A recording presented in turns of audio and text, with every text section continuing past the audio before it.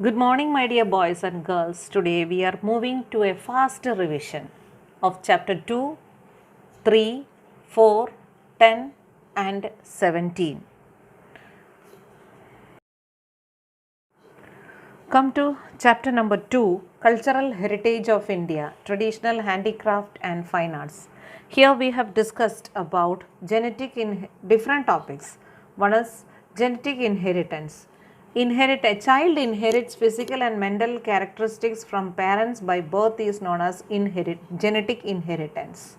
Whereas the properties like land, estate, house, that which they are got from their ancestors is called a material heritage.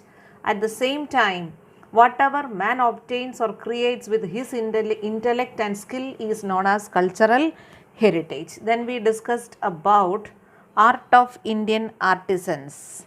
First of all, we have discussed about the art of clay work, clay art. Man was having a great connection with the nature from ancient time. The whole life of man reveals around clay from cradle to grave. Before the invention of all the metals, man started his work with the clay. He started working toys, pictures, earthen lamps, everything they have made from clay. Many of the almost all the kitchen utensils were made up of clay. The walls of the houses, huts were plastered by paste of cow dung and clay. In this section, you should never forget about unbaked clay or terracotta. Then come to art of weaving. The art of making long threads using small pieces of cotton from cotton balls and joining them together is called the art of weaving, spinning.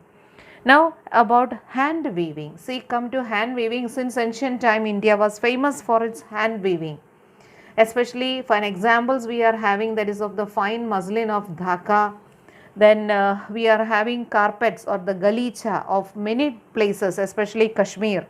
Knitting work on attires and artistry, etc. Then patola of Patan, Kanjivaram and Banarasi sarees, Bandhani of Rajasthan, etc. During the time of Siddharaj Jai Singh, many artists, that is weavers, came and settled in Patan, and the patolas of Patan became world famous due to their skill. Another one is ikt, that is ikt means weaving. Moving to the art of embroidery. The work of art of embroidery came to seen on the clothes of the idols and statues which were found during the excavation of Harappa and Mohenjo-daro. Weaving on the clothes of men, women and children is very famous from ancient time. Especially we are having Kashmiri Kasab, the work of Kashmir is well known. In Gujarat, we are having Saurashtra and Kutch regions are famous for art of embroidery. Now come to the leather industry. What do you mean by leather? The skin of dead animals used for various purposes in ancient India after a process called a tanning is called a leather industry. We are having now also we are having lots of items made from leather. For example, masak, that is a leather bag for fetching water. Then drum, dholak, tabla, then many various types of footwears. Then the bellows used by the blacksmith for weaving air. Then leather belt. Then leathers we are having used to for preparing shield used during war, etc. We are having lots and lots of our bags, our belt, purses. They all are example of leather. Then comes to the diamond and the bead work and enamel work. Diamond industry, as you know, India is having a long coastal line that is starting from Gujarat till West Bengal. So we are having from there, from the sea we are getting lots of pearls and diamonds. So through this we are having the different bead work, etc. we are making. For example, our world famous Kohinoor, great Mughal, they all were famous diamonds which from India. Not only diamonds, we are having rubies, beads, emerald, topaz, etc. India has been a leading country in jewelry since time immemorial. India is the only country in the world where expertise can be seen in enamel work apart from gold and silver work. Enamel work means the artistic skill of inlaying the bright colors like red, green and blue in the gold or silver ornaments. For example, our places like Jaipur, Delhi, Lucknow, Varanasi and Hyderabad are famous for this bead work. Now come to zari work. Gold and silver threads are woven with the clothes and embroidery is done with the gold and silver thread to decorate the clothes. Especially Surat is a prominent place for zari work. Moving to the metal work or the engraving. The artisans of Lothal made different weapons like sickle, drill, needle, etc. with the copper and bronze. Moreover, they prepared utensils, idols and pots, arms and weapons for wars made from metal. Gold and silver for making ornaments. Copper, brass and bronze were used for making utensils and idols, whereas iron was used to make instruments and weapons. Now come to the wooden art. Everywhere man is having, man is having a direct relation with the trees and forest. Initially wood was used for as a firewood. Later we started making weapons, construction of buildings, many things. The chair which you are sitting, the table which you are using, the wooden pillars, the windows, the doors, many things we are making from wood. Wooden furnitures, they all are made from wood.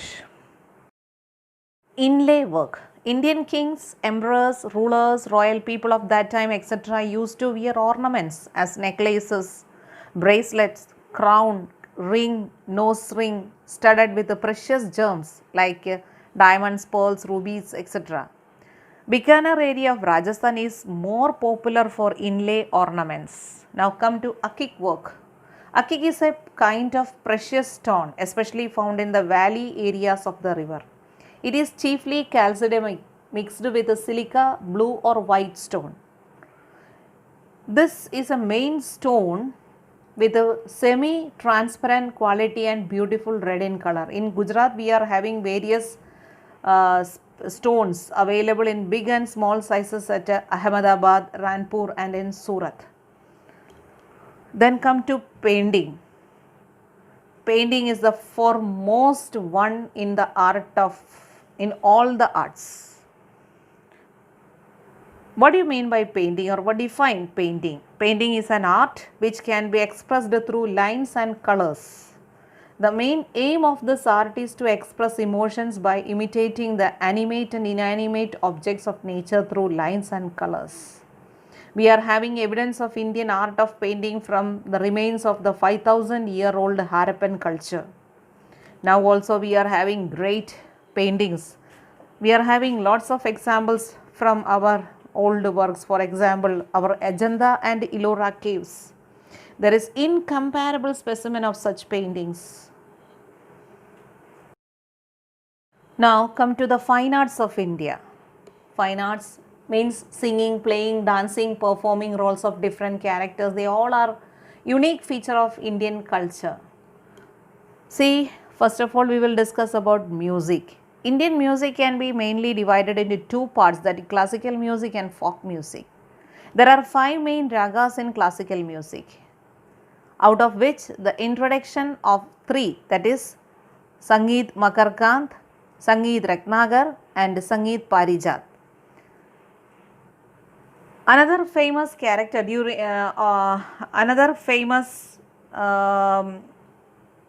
person from history in the field of music and poetry was Amir Khusru. He lived during the time of Alauddin Khilji. He was known as Tutini-Hind, that is the parrot of India. Bhakti movement started in India in the 15th and the 16th century. Bhakti Sangeet of Chaitanya Mahaprabhu, Kabir, Tulasidas, Mirabai, Narsi Mehta, they all are famous. Art of dance. The word nritya has been derived from the original Sanskrit word nrit. Dance is one of the mediums of realizing beauty with a tal and a laya for the realization of aesthetic joy. Lord Shiva, the originator of dance, is the Lord of dance. Shiva is therefore known as Nataraj. See, we are having, India has a wide variety of traditional classical dances like Bharatnatyam, Kuchipudi, Kathak, Kathakali, Odishi, Manipuri. They are having their origin in different parts of our country. For example, Bharatnatyam originated in the district of Tamil Nadu. Kuchipudi, we are having different, it is a style of dance created in 15th century. Kathakali is a famous dance of Kerala, where this has been derived from the dramas based on ancient epics, Ramayana and Mahabharata, and mixed with the dramas of Sanskrit and Malayalam. Kathak dance, as you know, Kathan Kare So Kathak Kahave is related to Kathak dance. Now we are having different art forms like Manipuri dance, etc. Come to dramatic art. Dramatic art is an amalgamation. Amalgamation means combination of all the arts. Writing of dramas, performance of drama, along with audiovisual aid, etc. Jayashankar Sundari, Amrita Nayak, Babulal Nayak, Ubendra Trivedi, Praveen Joshi, they all are the remarkable playwrights in Gujarati language. Another one is Bhavai. Bhavai is an emotion-oriented drama. This specific dramatic form has started 700 years ago by Asit Thakur. Then come to the folk dances of Gujarat. Gujarat, we are having, there are wide dance forms belonging to different communities of Gujarat. These dance forms are according to the traditions and customs. Among them, we are having tribal and folk dances, Garba dances, Rasa, and many more folk dances. Now, the other dance forms of Gujarat. We are having lots and lots of dance forms of Gujarat according to the time, this situation, etc. With this, we come to the end of this chapter, chapter 2. Now we are moving to chapter 3, Cultural Heritage of India, Sculpture and Architecture. Here we have discussed about the difference between culture and sculpture and architecture. Sculpture means to carve the feelings on stone, wood or on any metal with hammer and sickle, whereas architecture is the art of constructing buildings, houses, towns, wells, forts, minarets, temples, mosques, tombs, etc. The skill of architect is seen in the art of architecture. Now come to the ancient Indian town planning. India has acquired expertise in the field of town planning. We are having great examples from that, from the which we got from the different archaeological excavations. During that time, the towns were divided into 3 sections: the fort of rulers, that is the citadel, the houses of administrative officers, and the residence of the common man. Now come to Mohenjo-daro. That was one of the first ancient example for ancient Indian town planning. Mohenjo-daro. Mohenjo-daro means the heap of the dead. While we analyze that Mohenjo-daro, we will see the construction. It is Mohenjo-daro is famous for the way how these things were constructed. For example, it is famous for the construction of town or the municipal composition. Then come to the roads, drainage system, public bath, public building, etc. These are example or important questions for your short notes. Then the second ancient Indian town planning example is of Harappa. Then we are having Dholevira, and the fourth one is Lothal. Now come to Mauryan art. Mauryan art, you know, the famous Mauryan arts belongs to the Ashoka period.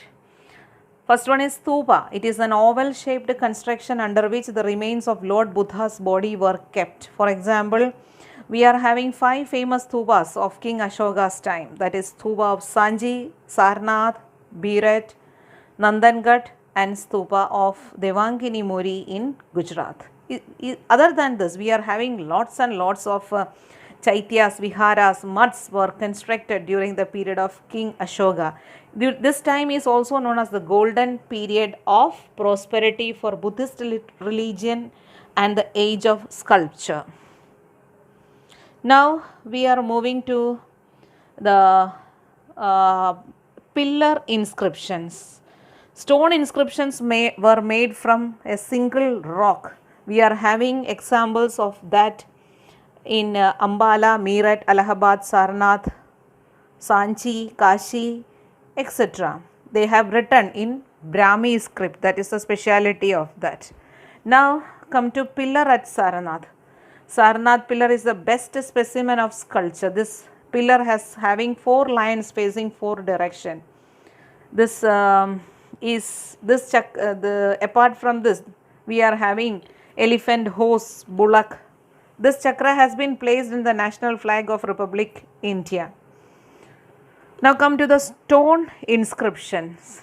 Inscriptions written or carved by religious order of Emperor Ashoka. These are the best example of engraving on stone. Other than this, we are having wooden art, stone sculpturing, etc. We are having such a stone inscriptions have been found from Peshawar, Dehradun, Thane, Mumbai, Odisha, Chennai, etc. Now we will discuss about the Dravidian style of art in South India. Many Buddhist stupas were built in the regions near Krishna and Godavari river during the reign of Satvahan kings. They were of semicircle, oval and bell-shaped stupa. In Nagarjuna Konta and Amravati are the best example of Dravid style of art. Now come to the art of Gupta period, or it is known as the golden era of art, because lots of things like sculpture, art, painting, dancing, musical, everything was flourished in this period. Come to the cave architecture. We are having lots of cave architecture examples. For cave architecture is considered as the man-made place of beauty. For example, the caves of Ajanta and Ellora, Elephanta caves, Udayagiri, Bagh, Bhuvaneshwari, Nilgiri, they all are famous example for cave architecture. Now come to caves of Gujarat.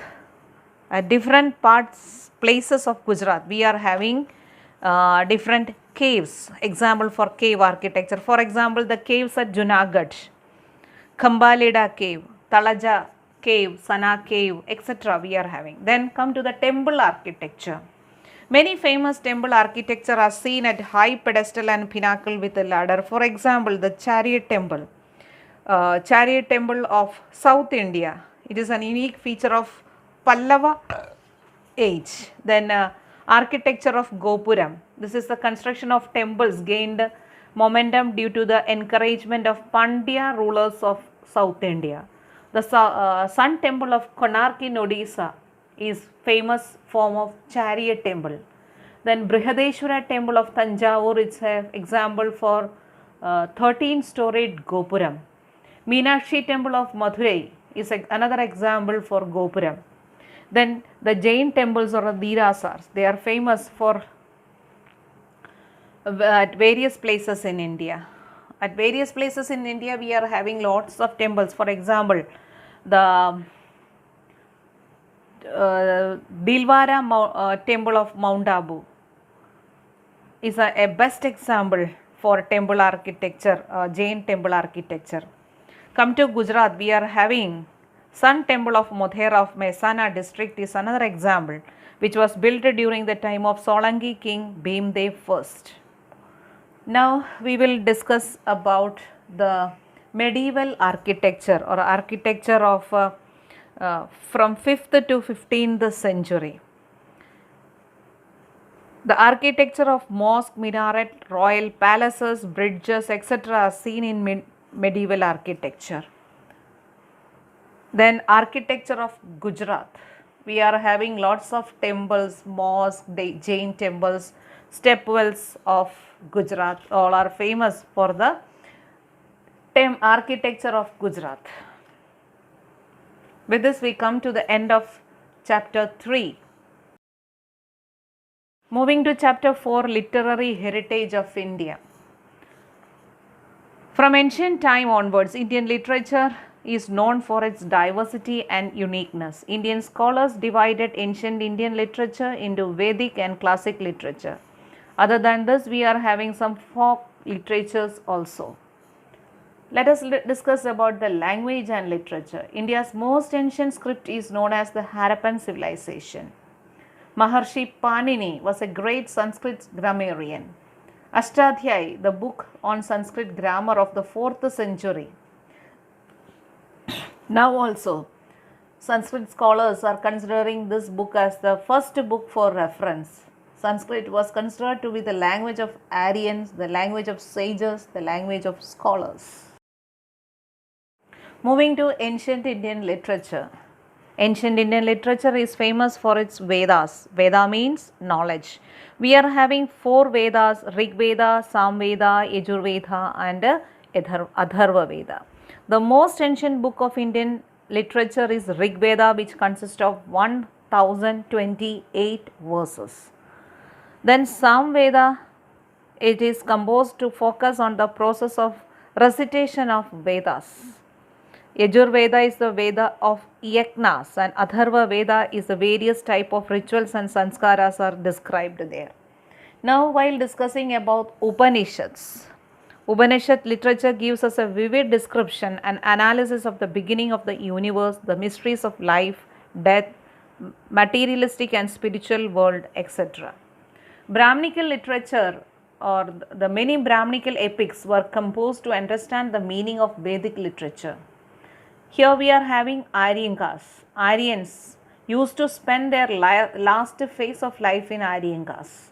They composed literature based on philosophy. That is why it is known as Aryankas. Come to Vedanga literature, it deals with the religious practices, rituals, grammar, astrology and astronomy.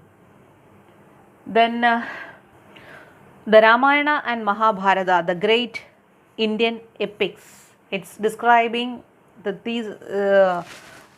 traced back to the 2nd century. As you know, Ramayana has the story of Rama, the king of Ayodhya, whereas Mahabharata, it is a world's largest epic which has 1 lakh verses. Both the epics have been influencing millions of people and the literature for a long time. They have implanted motivational seeds of sanskaras in Indians. While discussing about Sanskrit literature, which contained a good combination of religious and worldly aspects of life, during the period many scripts and some Smriti Granthas were composed. For example, we are having Kaudilya's Ardhashastra. Then we are having Smriti Grantha, which explains the religious teachings, laws and customs. Come to Buddhist literature, it was written in a language called Pali. It is divided into 3 sections, Tripitaka. Then Kalidasa is one of the famous one who has written in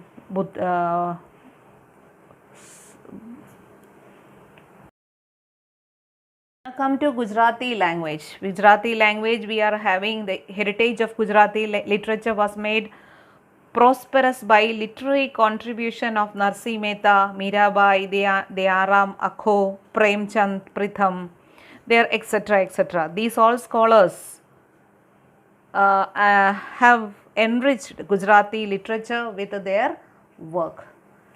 Then we are having the 4 Dravidian language. As you know, Tamil, Telugu, Kannada and Malayalam are the famous, are the main, are the Dravidian languages.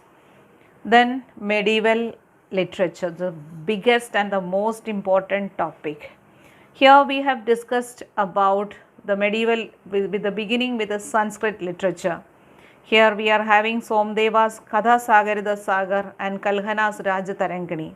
Another famous work of this time is Geet Govind by Jayadev. in Sanskrit literature. Other than that, we are having the Pamba, Ponna and Rana, the trio of Kannada literature. Then we have discussed about the Persian language. Persian was the court language of Delhi Sultanate. During this time, the Amir Khusro, the famous figure of this period, he was a Persian literary figure. Then we have discussed about the famous, well-known Ramcharitmanas. Then we have discussed about the Bhakti saints. In Marathi language, we have discussed about the Narsi Mehta. Then Gujarati language, we have Narsi Mehta. Then Saint Eknath in Marathi language. Then we have discussed about kings of Vijayanagar. Then Muslims or Mughal period, Babur, the first Mughal ruler who was one of the pioneers of Turkish poetry.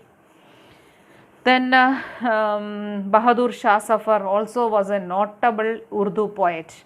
Other than that, Akbar's region, Tulsidas, Surdas, then great poet Keshavadas, Rahim, who wrote Rahim's Dohas. They are still popular all over India. Akbar had established an independent department for the translation of Sanskrit works like Mahabharata and Ramayana. So we are having many great contributions from Urdu language also. Now come to the ancient Indian universities. The famous ancient universities were Nalanda, Takshashila, Varanasi and Vallabhi. Chapter 10, India Agriculture. As you know, India is the land of agrarian country. The main support for the Indian economy is agriculture.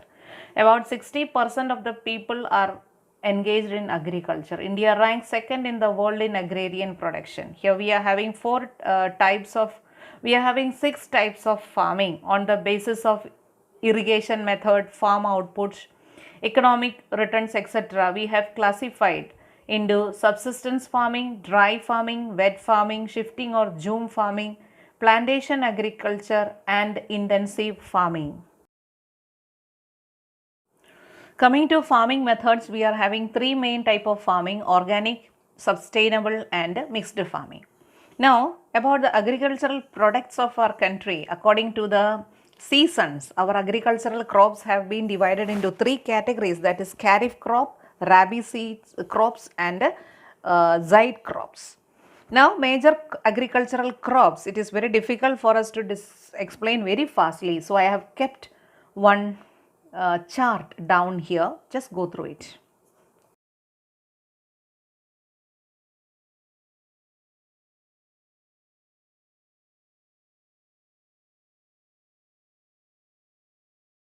Now technical and institutional reforms in India.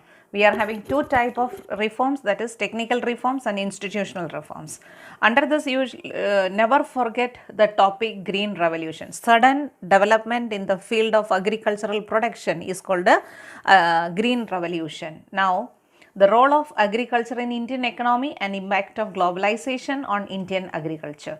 Now the most important topic is here for you is that map marking. See, on the map of India, you are supposed to show the state where maximum production of any of these crops they will be asking for you to mark. For example, if you are getting to mark the maximum producer of jute production, then you should show Bengal, West Bengal. Now this way you have to mark. So I have kept some examples for you. So in the map of India, you have to specifically mark and study this topic very thoroughly. Yes, welcoming you to chapter 17, economic problems and challenges. See, this chapter we can divide into two topics, that is poverty and unemployment. First we will discuss about poverty. What do you mean by poverty? When a wide section of society is deprived of basic necessities of life like food, clothing, shelter, this condition is called a poverty. People those who are living below poverty line, that is in India we have a common criteria, one common scale for measuring how whether this is a person of a rich or poor. So according that that we have divided it into below poverty line and above poverty line. So, below poverty line or BPL, that is some common features we are having for the people living below poverty line. Government had made efforts to improve the living standard of the people living below poverty line, like introduction of fair price shops or the ration shops. Every month they will be fulfilling the requirements like rice, wheat, sugar, oil, salt, kerosene, etc. for such families. After findings, see, these are the things government is giving to reduce the poverty and remove poverty from our country. What are the different measurements of poverty? On the basis of expenditure behind various commodities on services by a family, we have divided, see the poverty is, we have divided into two, that is on the basis of expenditure on various commodities or services by a family and on the basis of the total income of the family. According to that, we are having two type of poverty, that is absolute poverty and relative poverty. Then poverty in India. In India, we are having the poverty number is all very high. So, in this topic, you should remember rural poverty and urban poverty. Then what are the reasons for poverty in our country?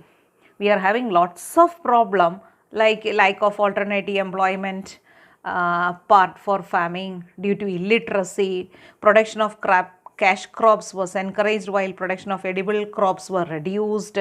Due to the change in technology, traditional business, cottage industries etc. deteriorated and unemployment increased. ऐसे वैसे बहुत सारा problems है. What are the strategy for poverty eradication, or what are the efforts made by Government of India to reduce poverty? Government of India had introduced many projects to remove poverty. For example, after independence, government has given a trust to develop of large and small scale heavy and key industries with a slogan Garibi Hatao, that is remove poverty. For the development, the government has encouraged when given to cities, then green revolution, land reform acts, they all have introduced for removing poverty from our country. Then government has set up fair price shops or ration shops. Then to improve agricultural sector, government implemented many programs like Land Ceiling Act, Regulation of Tenancy Act, etc. Then government has announced many policies to encourage agriculture and agricultural related industries like cattle rearing, dairy industry, pisciculture, afforestation, etc. Now moving to poverty alleviation program PAP. That's very important topic for a long answer. Poverty alleviation programs or schemes have divided into 5 sections, that is wage based employment program, self-employment program, programs related to food security, programs related to social safety, programs of elimination of poverty in urban areas. Government of India has implemented many programs to provide employment in the field of agriculture and irrigation, road and food safety, organic farming, selling of agricultural products, so that direct income is earned which will improve the financial condition of poor. For example, we are having different schemes introduced in our country like Pradhan Mantri Krishi Sinchai Yojana, Prime Minister Farm Safety Insurance Plan for the farm safety with the insurance plans. Then National Drinking Water Project for reactivating of check dams and other things related, construction of lining of canal, planting trees and shrubs. Then reward scheme, government has introduced reward scheme for helping the people. Then from Gramoday to Bharat Uday, to get help in the form of availability of finance at low rate of interest for mechanization of farms, etc. Then we are having integrated dairy development scheme for tribal women for cattle rearing, which help in the development of science of agriculture and plantation agriculture. Then encouragement of organic farming, Chief Minister Village Road Scheme, where work related to roads they are doing, especially village panchayats are helping. Then Ma Annapurna Yojana, where absolute poor families and people living below poverty line in cities and villages are giving 35 kg food grains for per family every month by Gujarat government. Then we are having Sansad Adarsh Gram Yojana, Mahatma Gandhi National Rural Employment Guarantee Act, Manrekha. Through this, our village, our work along with reasonable prices. Manrega is to enhance the livelihood for families or adult living in rural areas of the state who can do physical labor through unskilled but are willing to work. Now Mission Mangalam, then Jyoti Gramodaya Vikas Yojana, ऐसा बहुत programs government has introduced. Now tell me, what is unemployment? Define unemployment. A person who is at the age between 15 to 60-year-old and is ready to work at the prevalent and market rate of wages. He has the energy and qualification to work and he is searching of work but is not getting. Such a person is called an unemployment. We are having different types of unemployment like seasonal unemployment, frictional, structural, disguised, industrial and educated unemployment. The serious problem which we will face is that educated unemployment. Proportion of unemployment in India. You know, we are getting lots of data about the people, how these people are getting work or not, that we are having an employment exchange office to make a study over the people, those who are unemployed. According to that, the Survey of Labour Bureau of 2013-14, the rate of unemployment in India was observed about 5.4%. More employment has been witnessed in unemployment you will see in some states like Sikkim, Kerala, West Bengal, UP, Chhattisgarh, Tripura. Could you please tell me what is the main reason responsible for increase in unemployment in India? We are having the problems like increase in population, theoretical knowledge, lack of practical knowledge, lack of technical knowledge, improper irrigation facilities, lack of alternate employment during time other than agricultural season, etc. Then lots and lots of problems are there we are having. So decrease in rate of capital creation was here. New business industry cannot be set up due to lack of investment. What are the efforts made by Government of India to reduce unemployment? Main reason for poverty is unemployment in our country. Efforts have been made by Government of India to reduce unemployment. Government has started many programs to reduce unemployment in the country.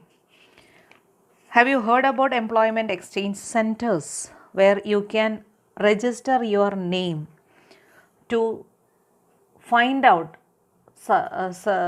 required employments for you? Then this organization is giving authentic information regarding registration of educated unemployed, this place and the type of work.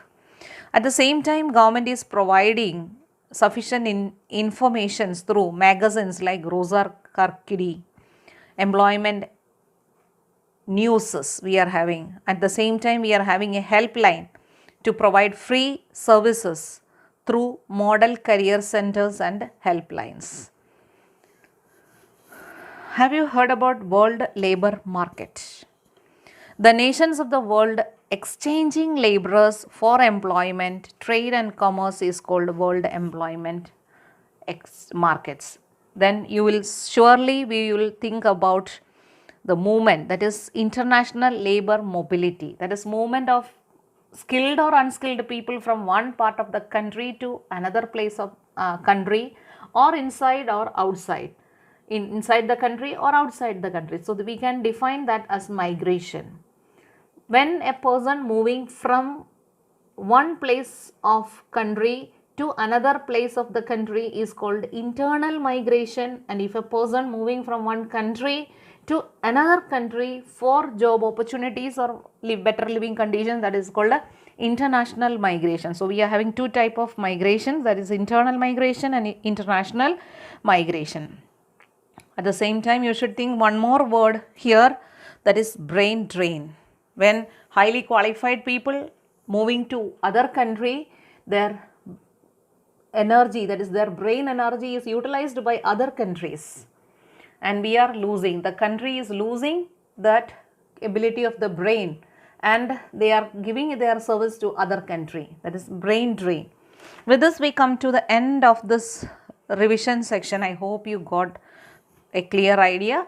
Better you have to, at the same time you have to go through all the MCQs, small answers, explain the sections, then long question answers, and we will see you tomorrow, that is 24th Thursday. I will conduct a revision test of the same chapter, chapter 2, 3, 4, 10 and 17. I will conduct a self-evaluation test tomorrow, Wednesday, at the with of 25 marks for a period time of 45 minutes. So prepare well for the examination. See you at the next day, that is 24th Thursday. Get ready for self-evaluation test. All the best.